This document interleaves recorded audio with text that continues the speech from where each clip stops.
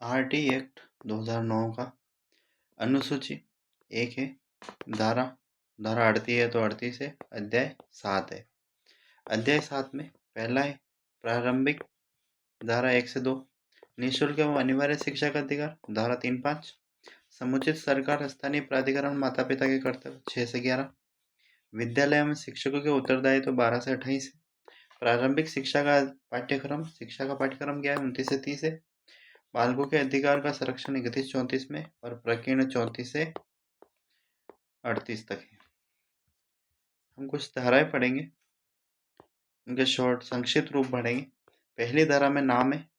दूसरी धारा में परिभाषा होती है, तीसरी में 3 से अनिवार्य बना सकते हैं, 4 से 4 में प्रवेश होता है, 5 में टीसी मिलती है, 6 में दूरी आती है, 7 में हिस्सा प्राप्त होता है, 8 में सरकार के कर्तव्य हैं, 9 में स्थानीय प्राधिकरण के कर्तव्य हैं, 10 में माता पिता के कर्तव्य हैं, 11 में विद्यालय पूर्व यानी आंगनबाड़ी की शिक्षा से संबंधित है, 12 में स्कूल के कर्तव्य, 25% तक निःशुल्क प्रवेश देना है, 13 में फीस नहीं लगती है, 14 में आयु सबूत देना पड़ता है, 14 वर्ष होते ही आयु का सबूत देना पड़ता है, 15 में प्रवेश से इनकार नहीं कर सकते आप, 16 में 8 में फेल भी नहीं यानी 8वीं कक्षा में फेल नहीं, 17 में दंड का प्रावधान है, 18 में मान्यता प्रमाण पत्र मिलता है, 19 में स्कूल प्रमाण पत्र देते हैं, पहले मान्यता मिलती है फिर स्कूल प्रमाण पत्र, 20 में अनुसूची में संशोधन होता है,